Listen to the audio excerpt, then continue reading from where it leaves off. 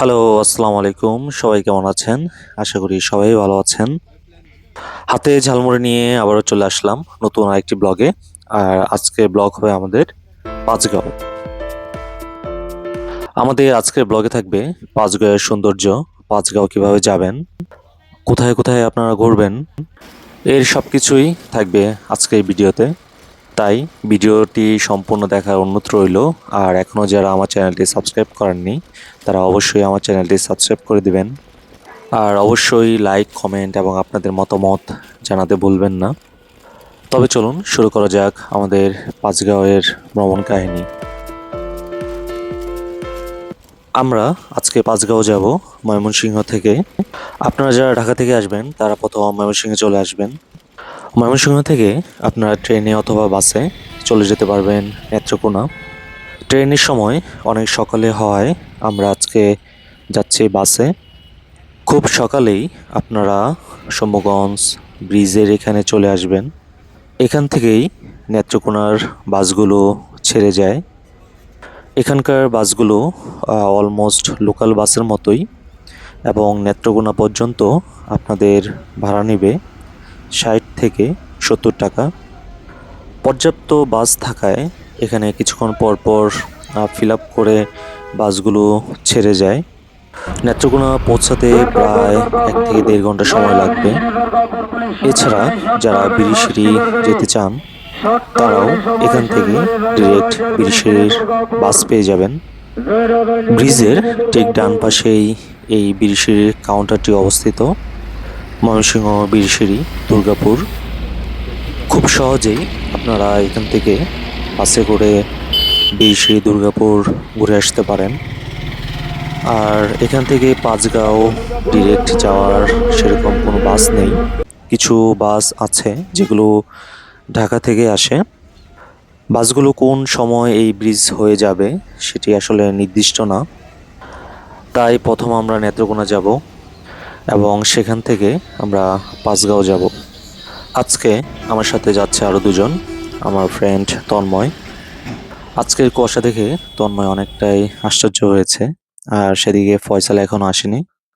অপেক্ষার এই সময়টুকুর ভেতরে আমরা চিতই পিঠা খাবো। পাশাপাশি আর যেকোনো একটি ভালো গাড়ি পেলে এবং ফয়সাল আসলে আমরা হচ্ছে একটি নেত্রকোনাগামী গাড়িতে উঠে যাব। পিঠা খাওয়ার শেষেই হচ্ছে আমরা একটি গাড়ি পেয়ে যাই। গাড়িটি ঢাকা থেকে এখন নেত্রকোনা যাচ্ছে। এই গাড়িটি দিয়ে হচ্ছে আমরা নেত্রকোনা পর্যন্ত যাব। দেন সেখান থেকে আমরা পাঁচগাঁও বাসে অথবা সিএনজি করে যাব। পাঁচগাঁও নিয়ে যদি বলি, পাঁচগাঁও নেত্রকোনা জেলার সীমান্তবর্তী কলমাকান্দা উপজেলায় অবস্থিত একটি সুন্দর গ্রাম। প্রাকৃতিক সৌন্দর্যে ভরপুর একটি পাহাড়ি এলাকা এবং বাংলাদেশের অন্যতম একটি সুন্দর গ্রাম বলা যায়। পাঁচগাঁও নিয়ে আরও বিস্তারিত আমরা পাঁচগাঁও গিয়ে আপনাদের সাথে শেয়ার করব। আর এর ভেতরে আমরা চলে যাচ্ছি নেত্রকোনা পর্যন্ত আমাদের এই বাসে। এই বাসে আমাদের নেত্রকোনা পর্যন্ত ভাড়া নিয়েছে জনপ্রতি ৮০ টাকা ময়মনসিংহ থেকে। আপনারা অবশ্যই মনে রাখবেন, এই ব্লগে যে ইনফরমেশনগুলো আমি শেয়ার করছি যাতায়াতের জন্যে, এটি সবচেয়ে কম খরচে কিভাবে পাঁচগাঁও ভ্রমণ করতে পারবেন আপনারা। ইতিমধ্যে বাস আমাদেরকে নেত্রকোনা বাস স্ট্যান্ড নামিয়ে দিয়েছে।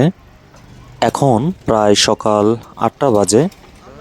আর আমরা এখন এই নেত্রকোনা বাস স্ট্যান্ডে সকালের নাস্তা করে নিব।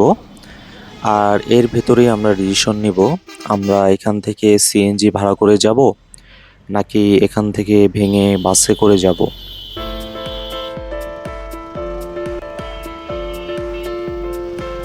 নেত্রকোনা নেমে আমরা যেটি দেখলাম, এখানে শীত অনেকটাই কম। ইতিমধ্যে রোদ আমাদের শরীরে পড়ছে এবং কিছুটা গরমও লাগছে। এটি হচ্ছে নেত্রকোনা বাস স্ট্যান্ড। এখান থেকে আপনারা সরাসরি ঢাকার বাস পেয়ে যাবেন। আবার ঢাকা থেকে আপনারা যারা নেত্রকোনা আসবেন সরাসরি এই বাস স্ট্যান্ডে আপনাদেরকে নামিয়ে দিবে। বাস স্ট্যান্ডের আশেপাশে ঘুরতে ঘুরতে আমরা একটি হোটেল পেয়ে যাই। এখানে গরম গরম ভাত এবং বিভিন্ন রকম ভর্তার আয়োজন খোঁজ পাই। তাই ভাবলাম আমরা এখানেই সকালে ব্রেকফাস্টই করব। আর আমার সাথে আছে আমার দুই পার্টনার ফয়সাল এবং তন্ময়। বাকি ২ জনও আমাদের এই জার্নিটা খুব উপভোগ করছে। ইতিমধ্যে বিভিন্ন ধরনের আইটেমের ভর্তা, ভাজি, ডিম, ডাল আরো অনেক কিছুই। সকালে নাস্তা করে আমরা ডিসিশন নিই আমরা ভেঙে ভেঙেই পাঁচগাঁও যাবো, মানে বাসে করে যাবো। সেক্ষেত্রে আমাদের খরচটা অনেকটাই কমে আসবে। জনপ্রতি ৳২০ করে আমরা ১ম চলে আসি রাজুর বাজার। রাজুর বাজার থেকেই আমরা উঠে পড়ি কলমাকান্দার বাসে। এখান থেকে আপনারা লোকাল বাস পেয়ে যাবেন, যেটি কিছুক্ষণ পর এখান থেকে কলমাকান্দার উদ্দেশ্যে ছেড়ে যায়। এখন বাজে প্রায় সকাল ৯:৩০। আমাদের কলমাকান্দা যেতে বেশ অনেকটা সময় লাগবে। রাজবাজার থেকে কলমাকান্দার এই লোকাল বাসে করে যদি আপনারা যান, সেক্ষেত্রে খুব বেশি কষ্ট হওয়ার কথা না। আমরা যতটুকু দেখেছি রাস্তার কন্ডিশন খুব একটা খারাপ না। সকাল থেকেই আমাদের ৩ জনের এই ভ্রমণ শুরু হয়েছে। আশা করি খুব সুন্দর একটি ভিউ এবং একটি ইনফরমেশন সম্পূর্ণ ভিডিও আপনারা আজকে পেয়ে যাবেন। ভ্রমণের ক্ষেত্রে যেটি হয় যদি সাথে কেউ না থাকে, সেটি আসলে খুব বেশি উপভোগ্য হয় না। যাই হোক, আমরা অলরেডি কলমাকান্দা সেতুর কাছে চলে এসেছি। যদি আপনারা এরকম বাসে আসেন, ঠিক এই স্থানে আপনাদেরকে নামিয়ে দিবে। আর এই পর্যন্ত আসতে রাজুবাজার থেকে জনপ্রতি আমাদের কাছে ৳৭০ করে নিয়েছে। খুব সুন্দর একটি জায়গা। পাঁচগড়ের এই সৌন্দর্য আপনারা একদিনেই ঘুরে আবার ঢাকায় ব্যাক করতে পারবেন। সেজন্যে আপনাদেরকে সুন্দর একটি প্ল্যান করেই আসতে হবে, যেন আপনাদের কোনো ধরনের প্রবলেম না হয়। আর এর পাশাপাশি যেন ট্যুরের বাজেটটাও ঠিক থাকে। তাই আমি চেষ্টা করব আমার প্রত্যেকটি স্টেপ আমি কিভাবে পাঁচগাঁও গেলাম এবং আমাদের কত খরচ হয়েছে সব ইনফরমেশন হচ্ছে আপনাদেরকে সুন্দরভাবে দেওয়ার জন্যে। বাস থেকে নেমে ঠিক এই জায়গাটুকু আপনারা চলে আসবেন হেঁটেই। আর এখান থেকেই আপনারা সিএনজি রিজার্ভ করে নিতে পারেন পাঁচগড়ের উদ্দেশ্যে। অথবা আপনারা যদি বাইক নিতে চান, সেক্ষেত্রেও এখানেও আপনারা বাইক পেয়ে যাবেন। বাট এই সেতুর উপরে হয়তো আপনারা এতটা বাইক পাবেন না। সেতুটা পার হয়ে আপনারা সিএনজি এবং বাইক দুটোই পেয়ে যাবেন। খুব সুন্দর গুনাই নদীর দৃশ্য দেখার জন্যে এখানে মানে সেতুর উপরে কিছুক্ষণ সময় থাকতে পারেন। সেতুর ২ পাশ থেকেই নদীর সৌন্দর্য সত্যিই খুব ভালো লেগেছে। আপনারা চাইলেও কিছুটা সময় এই সৌন্দর্য উপভোগ করে যেতে পারেন। আর আমাদের এবারের গন্তব্য পাঁচগাঁও এবং আমরা পাঁচগাঁও যাব সিএনজি করে। তাই আমরা এই সেতুটি পার হয়ে সামনে বাজার থেকে সিএনজি নিয়ে নিব। ইতিমধ্যে আমরা একটি অটো রিজার্ভ নিয়ে নেই। এই অটোতে করেই হচ্ছে আমরা পাঁচগাঁও যাব। জনপ্রতি ৳৫০ করে টোটাল ৳১৫০ আমরা এই অটোটি নিয়ে নেই। দেখা যাক অটোতে গেলে আমাদের ভ্রমণের অভিজ্ঞতা কেমন হয়, সেই অভিজ্ঞতাও আপনাদেরকে যেতে শেয়ার করা হবে। আমাদের ড্রাইভারের কাছে যেটি শুনতে পারলাম, রাস্তা এখন অনেকটাই ভালো হয়েছে। আগে নাকি অনেক ভাঙা ছিল। আবার অনেকটুকু রাস্তা কিছুটা কন্ডিশন ভালো না। যাই হোক, এটুকু তো কষ্ট করতেই হয়। পাঁচগাঁও যারা আপনারা ঘুরতে আসবেন, তারা অবশ্যই এটুকু চিন্তা মাথায় রেখেই আসবেন যে কিছুটা রাস্তা আপনারা খারাপ পাবেন। আরেকটি ইনফরমেশন আপনাদের সাথে আমি শেয়ার করে রাখি। আপনারা চাইলে সরাসরি পাঁচগাঁও পর্যন্ত বাসেই চলে আসতে পারবেন।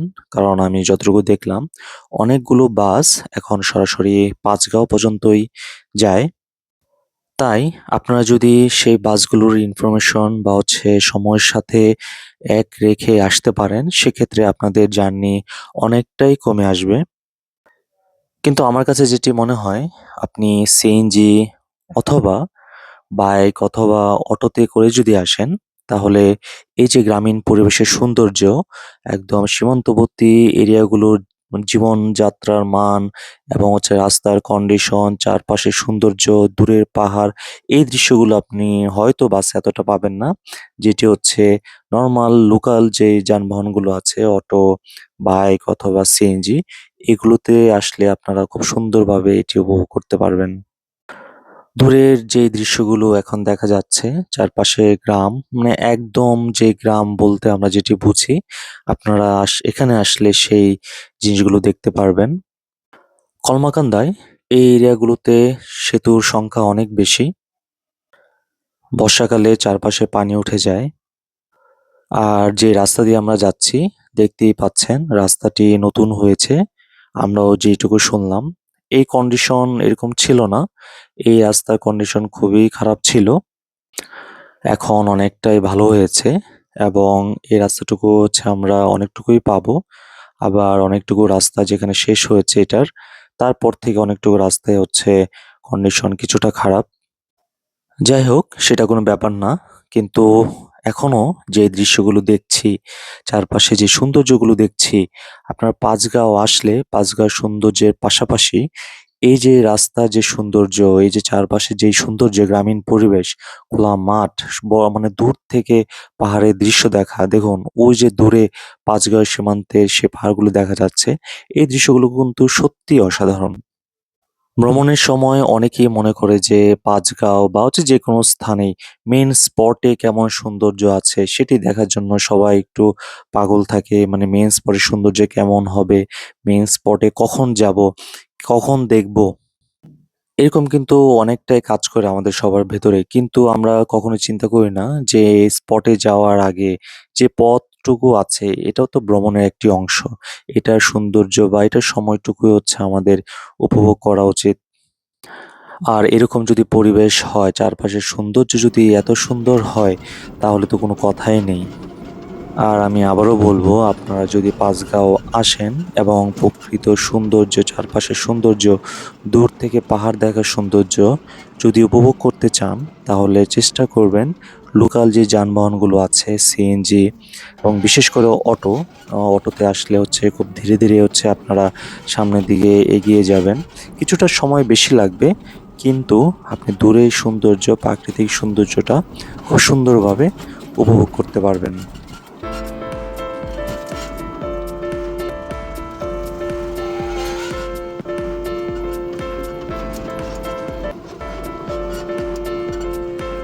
সত্যি বলতেই হয়, প্রাকৃতিক সৌন্দর্যে ভরপুর একটি গ্রাম, যেখানে পুকুর, রাস্তা, সেতু, মাটির রাস্তা, মানুষের গ্রামীণ জীবন, এক কথায় অসাধারণ একটি গ্রাম। আপনারা যারা গ্রামীণ পরিবেশ উপভোগ করতে চান বা বাংলাদেশের গ্রাম দেখতে চান, তারা পাঁচগাঁও ভ্রমণে আসলে সেটিও দেখা হয়ে যাবে। এটি হচ্ছে পাঁচগাঁও বাজার। আমরা পাঁচগাঁও বাজার অতিক্রম করছি। পাঁচগাঁওয়ের সৌন্দর্যের ভেতরে অন্যতম চন্দ্রডিঙা পাহাড়, যেটি আমাদের আজকের প্রথম আকর্ষণ। এছাড়া আছে বটগাছ, ঝর্ণা, জিরিপথ, লেঙ্গুরার টিলা এবং সাত শহীদের মাজার। যদিও আমরা জানতে পেরেছি এখন ভেতরে প্রবেশ অনেকটাই নিষেধ। জানি না আমরা ভেতরে প্রবেশ করতে পারবো কিনা। আমরা চেষ্টা করব। আর যদি সুযোগ হয় বাকি স্পটগুলোতে যাওয়ার চেষ্টা করব। কিন্তু আজকে আমাদের মেইন এবং হচ্ছে মূল আকর্ষণে থাকবে চন্দ্রডিঙা পাহাড়ের সৌন্দর্য। এখান থেকে দূরে যে পাহাড়গুলো দেখতে পাচ্ছেন, বাংলাদেশ ভারতের সীমান্তে, এই পাহাড়গুলোকেই বলা হয় চন্দ্রডিঙা পাহাড়। স্থানীয়দের মতে এই পাহাড়টি চাঁদ সওদাগরের ডুবে যাওয়া নৌকার আকৃতির জন্যই চন্দ্রডিঙা বা চন্দ্রডিঙি নামে পরিচিত। এছাড়া এটি পাঁচগাঁও টিলা বা হচ্ছে কলমাকান্দা পাহাড় নামেও পরিচিত। এছাড়া পাঁচগাঁয়ে আপনারা দেখতে পারবেন একটি বিশাল বটগাছ। চাইলে বটগাছের ছায়ায় বিশ্রাম নিতে পারেন। এছাড়া রয়েছে ছোট বড় বেশ কিছু ঝর্ণা এবং জিরিপথে দেখা মিলবে এখানে। আর পাঁচগাঁওয়ের কাছাকাছি রয়েছে লিঙ্গুরা টিলা নামে একটি স্পট, যেখানে গারো পাহাড়ের সৌন্দর্য উপভোগ করা যায়। সবগুলো ইনফরমেশনই আমরা জেনে যাচ্ছি। দেখা যাক কতটুকু সৌন্দর্য আমরা গিয়ে উপভোগ করতে পারি। এখন আমরা যে রাস্তা দিয়ে যাচ্ছি, এই রাস্তাটি খুব বেশি ভালো না। ভাঙা রাস্তার ব্যাপারটি চারপাশে সৌন্দর্যের কাছে খুবই তুচ্ছ বিষয়। কিছুটা সময় আমাদের এই পথেই জার্নি করতে হবে। কিন্তু এই জার্নিটুকু আমার কাছে খুবই ভালো লেগেছে। আমাদের এই ভ্রমণের সম্পূর্ণ ডিটেইলস, যাতায়াতের খরচ একদম পয়েন্ট টু পয়েন্ট আপনাদেরকে আমি ডেসক্রিপশন বক্সে দিয়ে দিব। যেন আপনারা আপনাদের ট্যুর প্ল্যানটি খুব সুন্দরভাবে সাজাতে পারেন। যেহেতু আমরা ময়মনসিংহ থেকে পাঁচগাঁও যাচ্ছি, আপনারা ময়মনসিংহ থেকে যদি পাঁচগাঁও আসেন, তাহলে এই প্ল্যান অনুযায়ী আপনারা পাঁচগাঁও আসতে পারেন এবং একইভাবে ময়মনসিংহ ফেরত যেতে পারেন। তাছাড়া যারা ঢাকা থেকে আসবেন, তারা মহাখালী বাসস্ট্যান্ড থেকে বাসে করে ময়মনসিংহ আসতে পারেন। এছাড়া আপনারা সরাসরি নেত্রকোনার কলমাকান্দায় চলে আসতে পারেন। সেখান থেকেই আবার একইভাবে আমরা যেভাবে পাঁচগাঁও আসলাম, ঠিক সেভাবেই সিএনজি, অটো অথবা বাইকে করে আপনারা মেইন স্পটে চলে আসতে পারবেন। যারা ট্রেনের অপশন খুঁজছেন অথবা যারা বাসে জার্নি করতে খুব বেশি কমফোর্ট ফিল করেন না, তারা ট্রেনে করেও চলে আসতে পারেন পাঁচগাঁও। সেজন্যে আপনারা পাঁচগাঁও আসার জন্যে নেত্রকোনা পর্যন্ত ট্রেনে আসতে পারবেন। আবার নেত্রকোনা থেকে সেমভাবে পাঁচগাঁও চলে আসতে পারবেন। এখানে যেটি হবে, ঢাকা থেকে নেত্রকোনা পর্যন্ত বাসে যে জার্নিটি থাকবে, সেটি আপনি ট্রেনেই খুব সুন্দরভাবে চলে আসতে পারবেন। ইতিমধ্যে আমরা পাঁচগাঁওয়ের মেইন স্পটে চলে আসছি। সামনে দেখতে পাচ্ছেন চন্দ্রডিঙ্গা পাহাড়। সামনের এই স্পটটিতে আমাদেরকে সিএনজি নামিয়ে দিবে। সিএনজি থেকে নেমে এখন আমরা হেঁটে সামনের দিকে এগিয়ে যাব। দেখা যাক পাহাড়ের কতটুকু কাছে যাওয়া যায়। পাশাপাশি ভিতরের ঝর্ণা এবং অন্যান্য সৌন্দর্যগুলো উপভোগ করার চেষ্টা করব।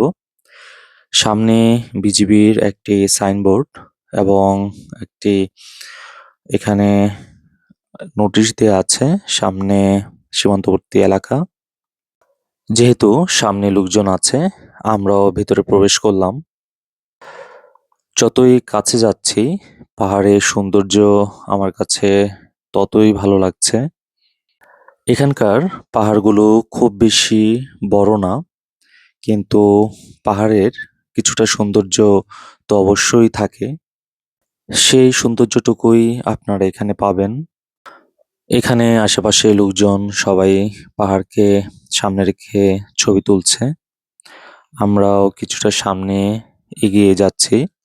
দেখা যাক কতটুকু ভেতরে যাওয়া যায়। যেহেতু এখন অনেকটা বেলা হয়ে গিয়েছে, প্রায় 12টা বাজে। তো অলরেডি বিজিবির পাহারা চলছে এবং যতটুকু শুনতে পারলাম, ভিতরে কাউকে ঢুকতে দিচ্ছে না। তারপরও যেহেতু আসছি, চন্দ্রডিঙ্গা পাহাড়ের ভেতরের সৌন্দর্য দেখার একটি আকাঙ্ক্ষা তো আছেই। তো সামনে এগিয়ে যাচ্ছি। সবাইকে দেখতে পাচ্ছি যে সামনে দাঁড়িয়ে আছে। হয়তোবা ভিতরে ঢুকতে দেয়া হচ্ছে না। সামনে গিয়ে দেখা যাক কি হয়। তারপরও এখান থেকে পাহাড়ের সৌন্দর্য ভালোই লাগছে। আলহামদুলিল্লাহ। আমরা মিরিঞ্জাবেলি, বান্দরবন বা অন্যান্য জায়গায় যে বড়, বড় পাহাড়গুলো দেখি, হয়তো এখানে আপনারা সেরকম বড় পাহাড় পাবেন না। তাই এই বিষয়টি অবশ্যই মাথায় রেখে আসবেন। আবার পরে এসে হয়তো আপনাদের কাছে হতাশ লাগতে পারে যে পাহাড়গুলো অনেক ছোট, বড় পাহাড় নেই। তাই বিষয়টা মাথায় রেখে অবশ্যই আসবেন। কারণ এখানে এসে মন খারাপ হলে হয়তো ট্যুরের সম্পূর্ণ ব্যাপারটাই আপনার কাছে লস মনে হতে পারে। আমরা অনেকটুকু সামনে এগিয়ে গেলাম, বাট সামনে থেকে একজন বিজিবি সদস্য আমাদেরকে আর সামনে যেতে না করছে। তার মানে আমরা আর ভিতরে এখন ঢুকতে পারবো না। আর ভিতরে যেই সৌন্দর্যগুলো ছিল, স্পটগুলো ছিল, সেই স্পটগুলো আমরা ভিজিট করতে পারবো না। এখানে জাস্ট দূর থেকেই আমাদের পাহাড়ের সৌন্দর্যটুকুই উপভোগ করতে হবে এবং এখানে সবাই তাই করছে। সো পাঁচগাঁও আসার আগে অবশ্যই এই ব্যাপারটা আপনারা মাথায় রাখবেন। আপনারা ভেতরে নাও ঢুকতে পারেন। আর ভেতরে না ঢুকতে পারলে আপনাদেরকে বাইরে থেকে মানে পাহাড়ের সামনে থেকে এই পাহাড়ের সৌন্দর্য উপভোগ করতে হবে। আর অনেকেই বলে খুব সকালে আসলে হয়তো ভেতরে ঢোকার একটা চান্স থাকে। কিন্তু আমার কাছে এখানে যে পরিস্থিতি মনে হলো, এখন মনে হয় না আর এখানে ভেতরে ঢোকার সেরকম কোনো চান্স আছে। যারা এখানে ভ্রমণের জন্য আসছে সবাই ভেতরে সৌন্দর্য, পাহাড়ে ওঠার একটি যে আনন্দ সেটা উপভোগ করতে যাচ্ছিল। কিন্তু বিজিবির পক্ষ থেকে ভেতরে ঢোকা বা পাহাড়ে ওঠার কোনো রকম অনুমতি হচ্ছিল না। তাই সবাই এখানে থেকে একটু চিল্লাফাল্লা করছিল এবং এখানকার লোকজন সবাইকে বোঝাচ্ছিল যে এখানে আপনারা ঢুকতে পারবেন না। কিন্তু সবাই তো আসলে ভেতরে যেতে চায়, ভিতরের সৌন্দর্যটুকু আসলে উপভোগ করতে চায়। সবাই হয়তো অনেক রকম ভিডিও বা অনেক রকম ইনফরমেশন জেনে এসেছে। বাট হয়তো সবাই এই ইনফরমেশনটা দেয়নি যে আপনারা ভেতরে ঢোকার চান্স নাও থাকতে পারে। তাই আপনারা এই বিষয়টা একটু সতর্ক থাকবেন। যারা আসবেন মাথায় রাখবেন যে আপনি হয়তো ভেতরে ঢুকে সৌন্দর্য দেখার চান্স নাও পেতে পারেন। সেক্ষেত্রে আপনাকে পাহাড়ের সামনে পাহাড়ের যে স্থানটুকু আছে এবং সামনে যে সেফ জোনটুকু আছে এই এরিয়াগুলোতে থেকে দূর থেকেই আপনাকে পাহাড়ের সৌন্দর্যটুকু উপভোগ করতে হবে। আর সেক্ষেত্রে বিজিবির যেই নির্দেশনা আমার মনে হয় অবশ্যই সেই নির্দেশনাটুকু মেনে চলাই উচিত। হয়তো সীমান্তবর্তী এরিয়াতে অবশ্যই বিপজ্জনক অনেক কিছুই থাকে, অনেক ধরনের রিস্ক থাকে। সেই কারণেই তারা হয়তো সবাইকে সতর্ক করছে। আমরা বেশ অনেকটুকু সময় পাহাড়ের সৌন্দর্য এবং গ্রামের চারপাশ ঘুরে আমরা আবার চলে যাচ্ছি এবং এর সামনে আপনারা বেশ কিছু শপ পেয়ে যাবেন এবং খাবারের কিছু দোকান পেয়ে যাবেন। আপনারা চাইলে দুপুরে খাবার এখান থেকে সেরে নিতে পারেন। এখানে হোটেলগুলোতে মোটামুটি সব ধরনের খাবার আপনারা পেয়ে যাবেন। বিভিন্ন ধরনের মাছ, ডিম, মাংস। এখানে আলাদা, আলাদা আইটেম নিয়ে আপনারা খাওয়া-দাওয়া করতে পারেন। তাছাড়া এখানে প্যাকেজ সিস্টেমও আছে। চাইলে আপনারা প্যাকেজ নিয়েও খাওয়া-দাওয়া করতে পারেন। খুব বেশি হোটেল এখানে পাবেন না। হয়তো ২ থেকে ৩ টা হোটেল আপনারা এখানে পাবেন এবং হোটেলগুলোর ভেতরে এই হোটেলটি আমার মোটামুটি একটু ভালো মনে হয়েছে। চাইলে আপনারা এখানে খাওয়া-দাওয়া করতে পারেন। কিন্তু অন্যান্য শহর অঞ্চলের মতো একদম ভালো হোটেল আপনারা হয়তো এখানে পাবেন না। বাংলাদেশ ভারতের সীমান্তবর্তী এই পাঁচগাঁও এরিয়া এবং সম্পূর্ণ এরিয়াটি হচ্ছে ছোট, ছোট পাহাড় দিয়ে ঘেরা। এর ভেতরে ছোট্ট একটি গ্রাম যেখানে খুব অল্প সংখ্যক মানুষ এখানে বসবাস করে। কিন্তু ২ পাশেই পাহাড়ের সৌন্দর্য, নীল আকাশ সত্যিই অসাধারণ। তাই পাহাড়ের সৌন্দর্য দেখার জন্যে আপনি যদি এই পাঁচগাঁও আসতে চান, সত্যিই আপনি চাইলে খুব সুন্দরভাবে এই পাহাড়ের সৌন্দর্য উপভোগ করতে পারবেন। সময় স্বল্পতা এবং ব্যস্ততার কারণে যদি দূরে কোথাও গিয়ে পাহাড় দেখতে না পারেন, কাছাকাছি একদিন সময় নিয়ে আপনারা চাইলে খুব সুন্দর করে প্ল্যান করে এই পাঁচগাঁওয়ের সৌন্দর্য দেখে আসতে পারেন।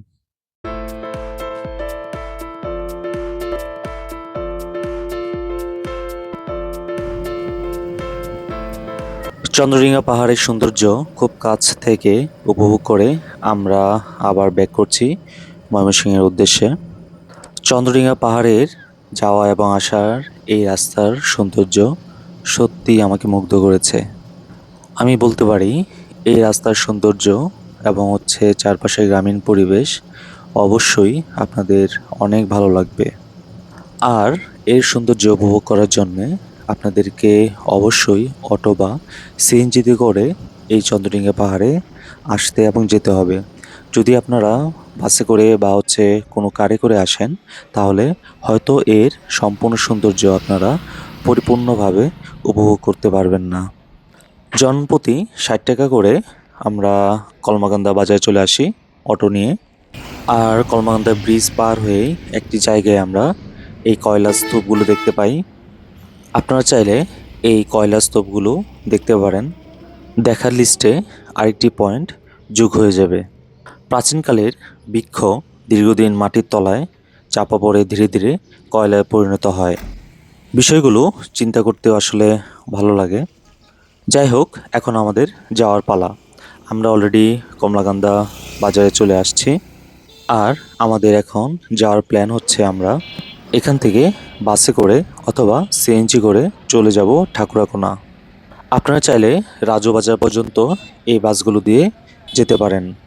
রাজুবাজার থেকে অটো নিয়ে নেত্রকোনা বাস স্ট্যান্ড, তারপর সেখান থেকে ঢাকাগামী বাস অথবা ময়মনসিংহগামী বাস করে আপনারা আপনাদের গন্তব্যস্থলে যেতে পারবেন।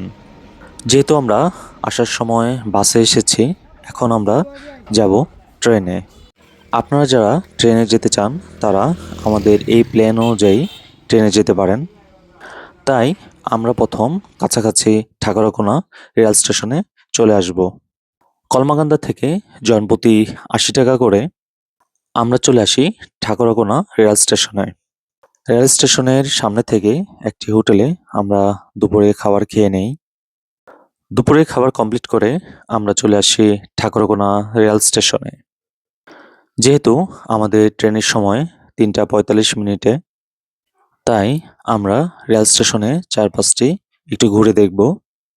স্টেশনটি খুব বেশি বড় না, প্ল্যাটফর্মটিও খুব ছোট এবং স্টেশনেও লোকজন অনেক কম, কারণ ট্রেন আসার সময় এখনো অনেক বাকি। এই ঠাকুরগাঁও স্টেশন থেকে আমরা চলে যাব ময়মনসিংহ, আর এখান থেকে আমাদের টিকিটের মূল্য পড়বে মাত্র ৩০ টাকা। কারণ এটি একটি কমিউটার ট্রেন, আর এই স্টেশনে কোনো ইন্টারসিটি ট্রেন দাঁড়ায় না। তাই এই কমিউটার ট্রেনই আজকে আমাদের যাত্রার সঙ্গী। আপনারা চাইলে এই ট্রেনেই ঢাকা পর্যন্ত যেতে পারবেন, যদিও কিছুটা সময় বেশি লাগতে পারে, কিন্তু যদি হাতে সময় থাকে আপনারা চাইলে এই ট্রেনে ঢাকা পর্যন্ত পৌঁছাতে পারবেন। লোকাল ট্রেনের মূল্য তালিকা, টিকিটের মূল্য তালিকা আপনারা পেয়ে যাবেন। পাশাপাশি ট্রেনের সময়সূচিও আপনারা এখানে পেয়ে যাবেন। দেখতে দেখতে অনেকটুকু সময় আমরা স্টেশনে কাটালাম। আমাদের ট্রেন আসার সময় হয়ে গিয়েছে এবং মাত্র কিছু সময় বিলম্ব করে আমাদের ট্রেন অলরেডি স্টেশনের কাছাকাছি প্রায় চলে আসছে। আমরা এই ট্রেনেই এখন চলে যাব আমাদের গন্তব্যস্থল ময়মনসিংহে। আমাদের একদিনের এই পাঁচগাঁও ভ্রমণ আপনাদের কাছে কেমন লেগেছে অবশ্যই আমাদেরকে কমেন্ট বক্সে জানাবেন। পাঁচগাঁও রিলেটেড যে কোনো ইনফরমেশন, যে কোনো পরামর্শ, যে কোনো ট্যুর প্ল্যান রিলেটেড যদি আপনাদের কোনো জিজ্ঞাসা থাকে তাহলে অবশ্যই আমাদেরকে কমেন্ট বক্সে জানাতে ভুলবেন না। এক্সপ্রেস এক্সপ্লোর চ্যানেলটি সাবস্ক্রাইব করে আমাদের চ্যানেলের সাথে থাকবেন। সবার সুস্থতা কামনা করে এবং আমাদের পরবর্তী ব্লগ দেখার আমন্ত্রণ জানিয়ে আজকের মতো এখানেই বিদায় নিচ্ছি। সবাই সুস্থ থাকুন, ভালো থাকুন। আল্লাহ হাফেজ।